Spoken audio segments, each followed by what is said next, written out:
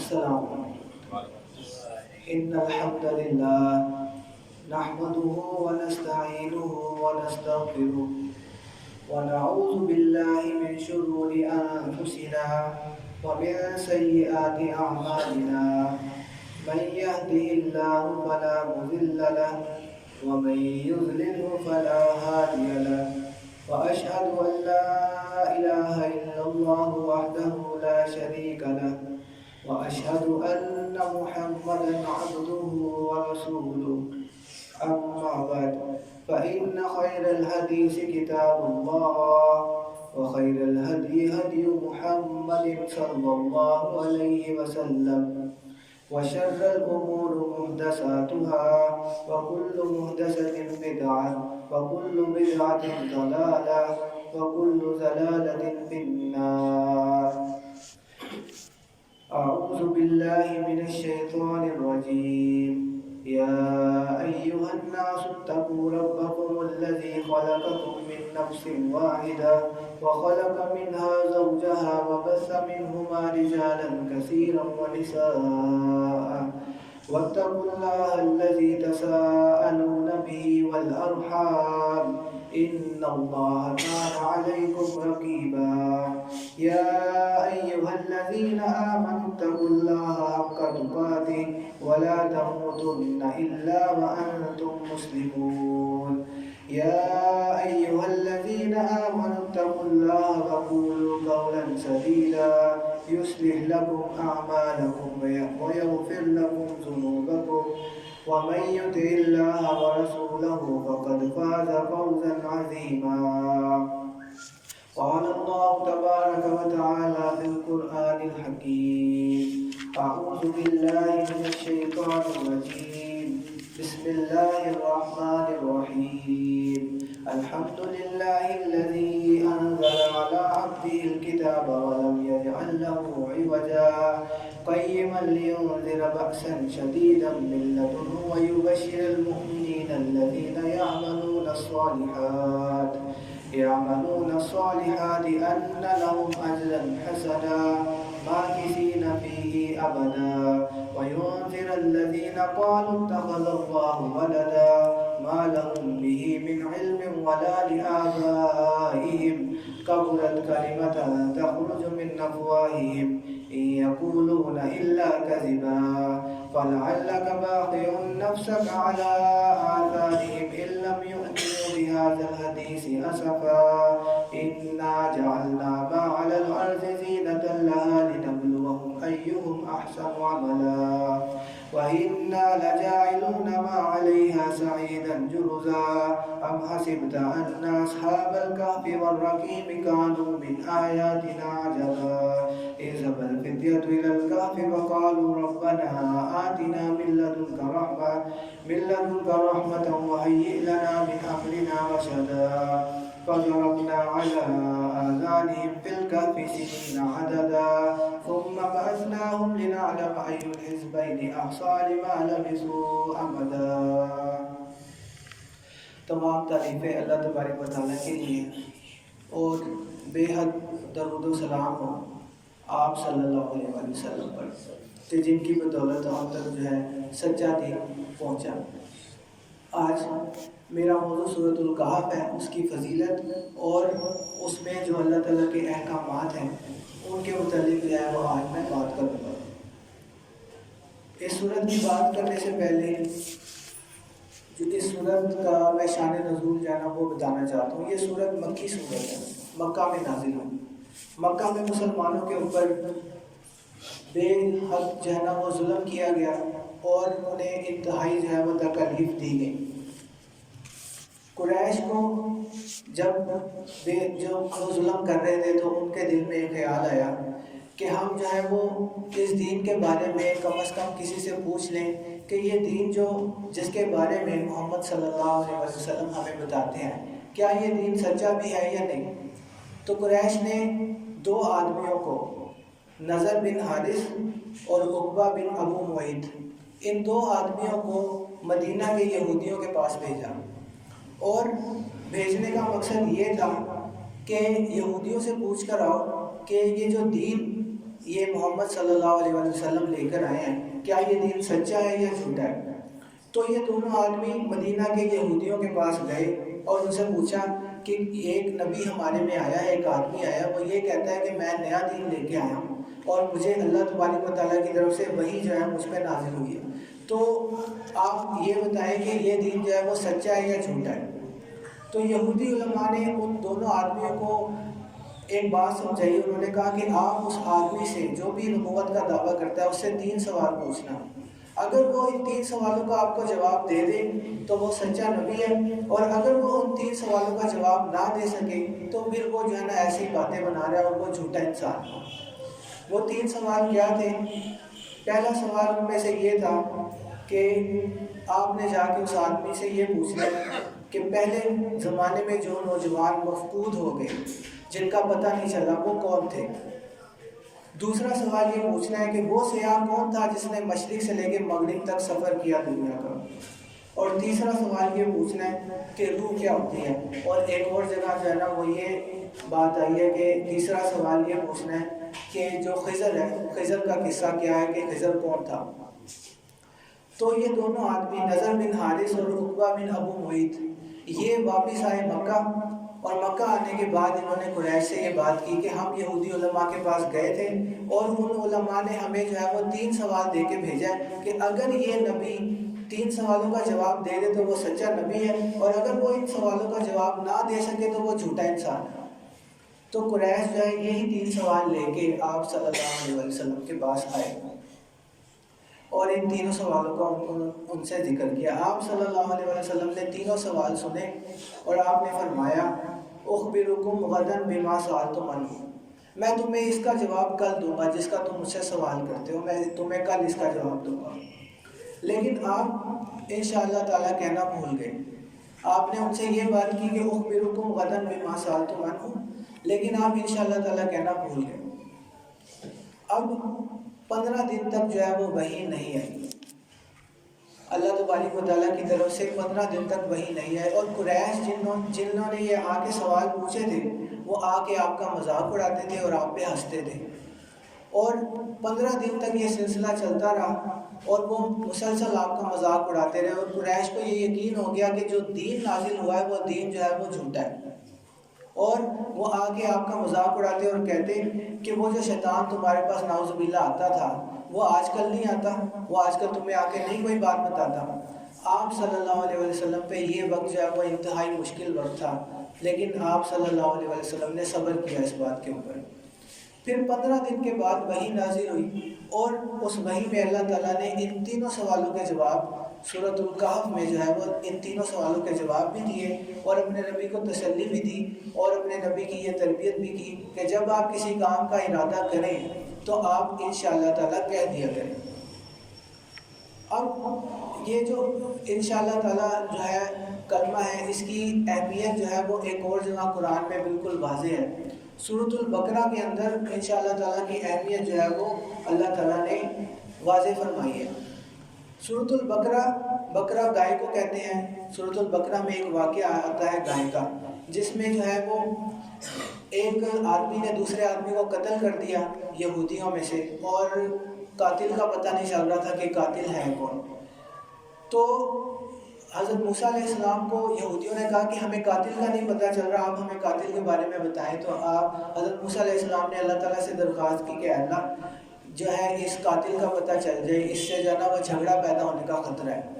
اللہ تبارک و تعالیٰ نے کہا کہ ٹھیک ہے میں قاتل کا بتا دوں گا، تم لوگ ایک گائے لو، اس کو ذبح کرو، اور جو شخص قتل ہوا ہے اس کو جو ہے گائے کا ٹکڑا لگا دینا، اور وہ شخص خود ہی جو ہے وہ پھر کھڑا ہو کے بتائے گا کہ میرا قاتل کون ہے۔ اس گائے کے بارے میں یہود جو ہے وہ مختلف سوال پوچھتے رہے کہ وہ گائے کیسی ہو، اس کا رنگ کیسا ہو، اور وہ جوان ہو یا بوڑھی ہو، وہ مختلف سوال جو ہے وہ پوچھتے رہے اور اپنے آپ کو مشکل میں ڈالتے رہے۔ لیکن آخر میں آ کے ان یہودیوں نے ایک بات کہی کہ انشاءاللہ تعالیٰ ہم اس گائے کو پالیں گے۔ جب انہوں نے یہ بات کہی کہ انشاءاللہ ہم اس گائے کو پالیں گے، تو انہوں نے واقعی اس گائے کو ایک دن پال لیا، اور پھر اس کو قتل کر کے اس کا ٹکڑا قاتل کو لگایا، اور قاتل نے خود ہی، مقتول نے خود ہی جو ہے نا کھڑے ہو کے بتایا کہ میرا قاتل کون تھا۔ یہ انشاءاللہ تعالیٰ کی فضیلت ہے جو اللہ تعالیٰ نے جو ہے بیان کی ہے سورۃ البقرہ کے اندر۔ اب ہم آتے ہیں سورۃ الکہف کے اوپر۔ سورۃ الکہف جو ہے وہ مستدرک حاکم کی ایک حدیث ہے 3392۔ اس میں ارشاد ہوا کہ جو شخص جمعہ کے روز سورۃ الکہف کی تلاوت کرے گا اس کے لیے ایک جمعے سے لے کے دوسرے جمعے تک ایک روشنی، ایمان کی روشنی اور نور جو ہے نا اللہ تعالیٰ پیدا فرما دیں گے۔ تو سورۃ الکہف کی جو ہے وہ اہمیت جو ہے انتہائی زیادہ ہے۔ ایک اور حدیث صحیح بخاری کی 3614 نمبر حدیث ہے، جس میں ایک صحابی جن کا نام اسید بن حضیر رضی اللہ تعالیٰ عنہ ہے، وہ ایک دن سورۃ الکہف کی تلاوت کر رہے تھے، ایک رات سورۃ الکہف کی تلاوت فرما رہے تھے، تو ایک جانور جو ان کے پاس تھا اس نے چھلانگیں مارنا شروع کر دی۔ تو آپ ڈر گئے کہ یہ جو ہے نا جانور کہیں مجھے نقصان نہ پہنچائے، تو آپ نے جب آسمان کی طرف دیکھا تو آپ کا بادل کا ایک ٹکڑا نظر آیا، اور صبح اٹھ کے حضرت اسید بن حضیر رضی اللہ تعالیٰ عنہ نے نبی صلی اللہ علیہ وسلم سے اس واقعے کا ذکر فرمایا، تو آپ نے فرمایا کہ یہ اللہ کی رحمت تھی جو آسمان سے نازل ہو رہی تھی۔ اس کا مطلب ہے کہ سورۃ الکہف جو ہے وہ انتہائی اہمیت کی حامل ہے۔ سورۃ الکہف کی پہلی آیت میں اللہ تعالیٰ فرماتے ہیں الحمدللہ الذی انزل علی عبدہ الکتاب ولم یجعل لہ عوجا۔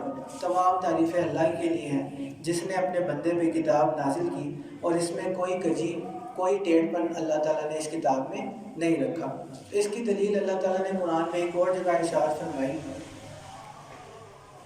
سورۃ البقرہ کی پہلی آیت میں اللہ تعالیٰ نے فرمایا کہ الف لام میم ذالک الکتاب لا ریب فیہ ھدی للمتقین، یہ وہ کتاب ہے جس میں کوئی شک نہیں اور یہ متقین کے لیے ہدایت ہے۔ قرآن پاک کی کسی آیت میں کسی قسم کا شک جو ہے اس کی گنجائش باقی نہیں ہے، کیونکہ اللہ تبارک و تعالیٰ نے خود اس کی حفاظت کا بھی ذمہ لیا ہے، اور جو ہے وہ یہ اللہ تبارک و تعالیٰ کا کلام ہے، تو اس میں شک کی گنجائش جو ہے وہ بالکل بھی نہیں۔ پھر دوسری آیت میں اللہ تعالیٰ نے فرمایا قیما لینذر باسا شدیدا من لدنہ ویبشر المؤمنین الذین یعملون الصالحات ان لهم اجرا حسنا، قائم کرنے کے لیے اور ڈرانے کے لیے ایک سخت عذاب سے اس کی طرف سے، اور مومنوں کو خوشخبری دینے کے لیے جو نیک اعمال کرتے ہیں کہ ان کے لیے اچھا اجر اللہ تعالیٰ نے تیار کر کے رکھا ہے۔ اب یہ جو لفظ آیا ہے باسا شدیدا، سخت عذاب، ڈرانے کے لیے، اللہ نے فرمایا ڈرانے کے لیے ایک سخت عذاب سے جو اس کی طرف سے ہوگا، اللہ تبارک و تعالیٰ کی طرف سے ہوگا۔ اس کی باسن شدیدن کی مختلف علماء نے مختلف تفسیر جو ہے وہ کی ہے۔ کچھ علماء نے اس سے مراد لڑائی لی ہے اور کچھ علماء نے اس سے مراد دجال لیا ہے، کہ اس سے مراد وہ فتنہ دجال ہے جو کہ آنے والا ہے، اور جو ہے اس سے جو ہے نا اللہ تعالیٰ نے خبردار کیا کہ تاکہ تم ڈراؤ، تاکہ وہ ڈرائے باسن شدیدن، سخت عذاب سے جو اللہ تبارک و تعالیٰ کی طرف سے ہوگا۔ اب جن لوگوں نے اس سے مراد دجال لیا ہے ان سے جو ہے وہ اس صورت کا اگر ہم مطالعہ کریں تو اس صورت کا ایک خاص تعلق ہے دجال کے ساتھ۔ سورۃ الکہف کا ایک خاص تعلق دجال کے ساتھ بنتا ہے۔ وہ کس طرح؟ صحیح مسلم کی حدیث ہے 809، جو شخص سورۃ الکہف کی پہلی 10 آیات یاد کر لے گا وہ فتنہ دجال سے محفوظ رہے گا، اور ایک حدیث کے مطابق جو شخص سورۃ الکہف کی آخری 10 آیات یاد کر لے گا وہ فتنہ دجال سے محفوظ رہے گا۔ لیکن دجال ہے کون؟ دجال کے بارے میں جو لفظ ہے دجال وہ دجل سے نکلا ہے۔ دجل کا مطلب ہے فریب، اور دجال کا مطلب ہے بڑا فریبی، یعنی بڑا دھوکہ دینے والا۔ دجال سے مراد بہت بڑا دھوکہ دینے والا۔ اب میں آپ کو صحیح بخاری کی ایک حدیث سناتا ہوں، صحیح بخاری کی حدیث 3057۔ اس میں اللہ کے نبی نے فرمایا کہ کوئی نبی ایسا نہیں گزرا جس نے اپنی قوم کو دجال سے نہ ڈرایا، اور حضرت نوح علیہ السلام نے بھی اپنی قوم کو دجال سے ڈرایا تھا۔ اب آپ اس حدیث سے اندازہ لگائیں کہ اگر ہر نبی نے اپنی قوم کو دجال سے ڈرایا تھا، اور دجال نے آنا بھی ہماری جو ہے وہ اب قریب کے زمانے میں ہے، تو کیا یہ ایسی بات ہے جس سے ہم بے فکر ہو جائیں؟ کیا یہ ایسا فتنہ ہے جس سے ہم آنکھیں بند کر کے جو ہے وہ بیٹھ جائیں؟ اب دجال کے بارے میں آپ کو صحیح مسلم کی ایک حدیث جو ہے اس سے واضح کرتا ہوں کہ دجال کون ہے۔ صحیح مسلم کی حدیث ہے 2942۔ ایک نصرانی تھے تمیم داری، وہ ایک سفر پہ گئے، سمندر کا سفر تھا اور 30 آدمی ان کے ہمراہ تھے۔ سمندر کے سفر پہ گئے اور کافی دور نکل گئے، اور ایک وقت ایسا آیا کہ سمندر کے درمیان میں ان کی کشتی جو ہے وہ ایک طوفان میں پھنس گئی۔ اب جب ان کی کشتی طوفان میں پھنس گئی تو ان کی جو کشتی تھی وہ کسی ایسے جزیرے کے پاس چلی گئی جس کو وہ نہیں جانتے تھے۔ بہرحال وہ اس جزیرے پہ اترے، جب وہاں اترے تو وہاں انہوں نے دیکھا کہ ایک جانور جو ہے وہ پھر رہا ہے، اور وہ جانور جو ہے وہ انتہائی، اس کے بال اس کے جسم پہ بہت زیادہ تھے، اور اس جانور نے ان سے باتیں کرنا شروع کر دی۔ اس جانور نے ان سے پوچھا، ان لوگوں نے اس جانور سے پوچھا کہ تم کون ہو؟ تو جانور نے کہا کہ میں دجال کا جاسوس ہوں۔ اب اس جانور نے ان کو کہا کہ آؤ میں تمہیں اس مرد کے پاس لے چلوں جو بڑے عرصے سے تمہارا انتظار کر رہا ہے۔ پھر وہ جانور ان کو دجال کے پاس لے گیا۔ اب ان 30 آدمیوں نے جو کہ نصرانی حضرت تمیم داری جن کی میں بات کر رہا ہوں، جو اس وقت عیسائی تھے، نصرانی تھے، انہوں نے دجال سے ملاقات کی۔ انہوں نے جب دجال کو دیکھا تو اس کے دونوں ہاتھ اس کی گردن کے ساتھ بندھے ہوئے تھے، اور وہ زانوں سے لے کے ٹخنے تک زنجیروں میں جکڑا ہوا تھا۔ تو دجال، انہوں نے اس سے پوچھا کہ تو کون ہے؟ ان 30 آدمیوں نے دجال سے پوچھا کہ تو کون ہے؟ اس نے کہا کہ جلد تم میرے بارے میں جان لو گے کہ میں کون ہوں، لیکن تم مجھے یہ بتاؤ کہ امیین کے پیغمبر کی خبر دو کہ وہ کیا کر رہے ہیں۔ تو ان آدمیوں کو سمجھ آ گئی کہ یہ غالباً حضرت محمد صلی اللہ علیہ وسلم کا پوچھ رہا ہے۔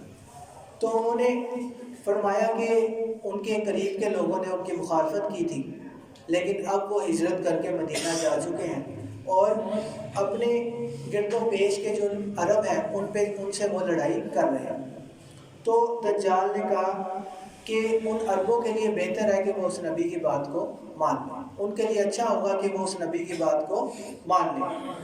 پھر دجال نے کہا کہ عنقریب وہ اپنے گرد و پیش پہ غالب آ جائیں گے، وہ پیغمبر عنقریب اپنے ارد گرد کے علاقوں پہ غالب آ جائیں گے۔ اور پھر دجال نے کہا کہ وہ زمانہ قریب ہے جب میں نکلوں گا، وہ زمانہ انتہائی قریب ہے جب میں باہر نکلوں گا، اور پھر میں ہر بستی کی سیر کروں گا سوائے مکہ کے اور طیبہ کے۔ طیبہ اور مکہ کے علاوہ میں ہر بستی کی سیر کروں گا، اور میں کسی بستی کو نہیں چھوڑوں گا۔ مکہ اور طیبہ کے باہر جو ہے وہ فرشتے تلوار لے کے کھڑے ہوں گے، میں نہ مکہ میں داخل ہو سکوں گا نہ طیبہ میں داخل ہو سکوں گا۔ تو یہ تمیم داری جو صحیح مسلم کی حدیث میں نے آپ کے سامنے بیان کی، یہ تمیم داری جو ہے واپس آئے سفر سے، نصرانی تھے اس وقت، واپس آئے اور اللہ کے نبی صلی اللہ علیہ وسلم کو سارا واقعہ آپ نے بیان فرمایا، اور اس کے بعد آپ نے جو ہے نا اسلام قبول کر لیا۔ حضرت تمیم داری رضی اللہ تعالیٰ عنہ نے اسلام قبول کر لیا۔ تو آپ صلی اللہ علیہ وسلم نے فرمایا کہ جس شخص کی جس آدمی کی میں تمہیں خبر دیتا ہوں، یہ تمیم داری اس کی تصدیق کرتے ہیں کہ یہ اس سے مل کے آئے ہیں۔ اور پھر آپ نے فرمایا کہ جو دجال ہے وہ مشرق کی طرف ہے۔ اب مشرق سے اس وقت مراد جو ہے وہ بحر ہند کا کوئی جزیرہ ہو سکتا ہے، لیکن واللہ عالم کہ وہ کہاں ہے، بہرحال وہ دنیا میں کسی جزیرے کے اوپر اللہ تعالیٰ نے اس کو جکڑا ہوا ہے۔ اور پھر دجال کے بارے میں جو ہے صحیح بخاری کی ایک حدیث ہے 3338 کہ دجال اپنی جنت اور اپنی دوزخ اپنے ساتھ لے کر پھرے گا۔ جو اس کی بات کو مان لے گا اس کو وہ اپنی جنت میں داخل کرے گا، اور جو اس کی بات نہیں مانے گا وہ اسے اپنی دوزخ میں داخل کرے گا۔ لیکن اس کی دوزخ اللہ کی جنت ہے اور اس کی جنت اللہ تعالیٰ کی دوزخ ہے۔ اور پھر دجال جو ہے وہ اللہ کے اب یہ دجال کے بارے میں جو ہے وہ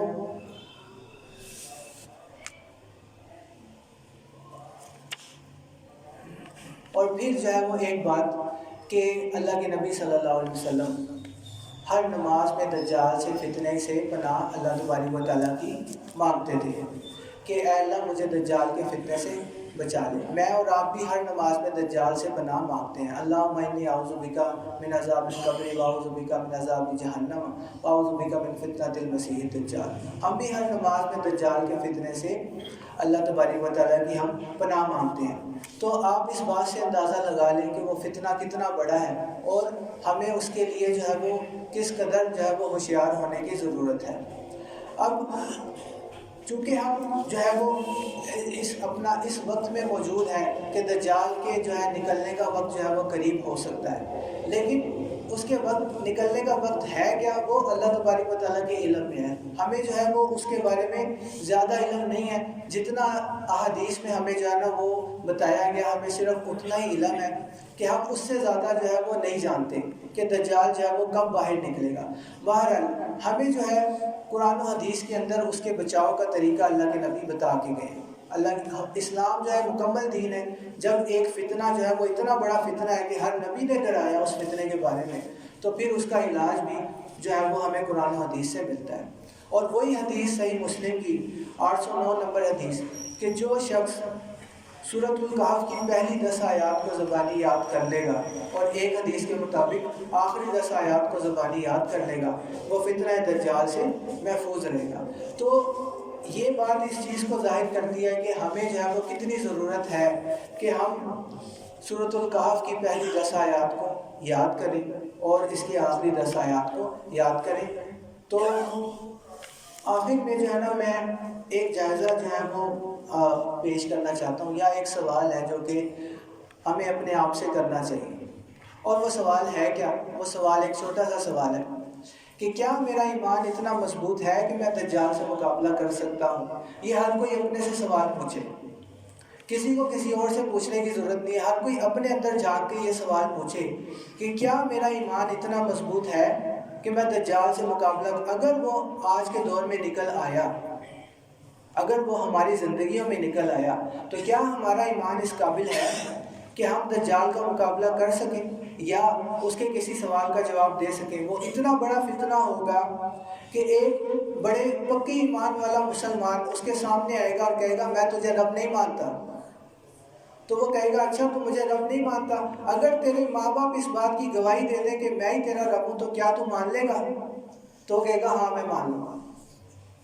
پھر دجال 2 شیطانوں کو حکم دے گا، وہ اس کے ماں باپ کی صورت میں آگے کہیں گے کہ یہی تیرا رب ہے، تو اس کو مان لے، اور وہ شخص اپنے ایمان کو چھوڑ کے کفر میں داخل ہو جائے گا۔ تو اتنا بڑا وہ فتنہ ہوگا، اور قرآن و حدیث میں ہمیں جو ہے وہ اس سے بچنے کے تمام جو ہے اللہ کے نبی بتا کر گئے ہیں۔ تو کیا ہمیں اس چیز کی ضرورت نہیں ہے کہ ہم جو ہے وہ ایک تو جمعے کے روز سورۃ الکہف کی جو ہے وہ تلاوت کریں، اور دوسرا یہ کہ ہم اس کی پہلی 10 آیات کو زبانی یاد کریں اور آخری 10 آیات کو بھی زبانی یاد کریں۔ ہمارے ایمان کی حالت جو ہے وہ کرونا کی شکل میں ہمیں جو ہے وہ بخوبی علم ہو گیا کہ ہمارے ایمان کس قابل ہے۔ ایک چھوٹے سے وائرس نے ہمارے ایمان کو ڈگمگا دیا تھا، ہم مسجدوں میں آنا چھوڑ دیا تھا، ہم نے جمعے پڑھنے چھوڑ دیے تھے، ہم نے نمازیں پڑھنا چھوڑ دی تھی، صرف موت کے ڈر سے کہ وہ جو ہے نا ہم باہر نکلے تو مر جائیں گے۔ کیا یہ ایک مسلمان کا طرز عمل کیا یہ ہوتا ہے؟ اور پھر جو ہے نا ہمیں اس بات پہ خود جو ہے نا غور و فکر کی ضرورت ہے کہ وہ اتنا بڑا فتنہ جس سے ہر نبی نے اپنی قوم کو ڈرایا، یہ بات جو ہے میں آپ کو اپنی طرف سے نہیں کر رہا ہوں، یہ صحیح بخاری کی حدیث میں آپ کو بتا رہا ہوں، 3057 نمبر حدیث ہے کہ کوئی نبی ایسا نہیں گزرا جس نے اپنی قوم کو دجال سے نہ ڈرایا ہو۔ حضرت نوح علیہ السلام نے بھی اپنی قوم کو دجال سے ڈرایا تھا۔ تو یہ کیا واقعی ایسی ڈرنے کی چیز ہے؟ تو اللہ تعالیٰ سے دعا ہے کہ اللہ تعالیٰ ہمیں اس فتنے کو سمجھنے اور پھر قرآن و حدیث میں جو اس کا علاج بتایا گیا ہے اس پہ عمل کرنے کی توفیق عطا فرمائے۔ اقول قولی ھذا استغفر اللہ لی و لکم۔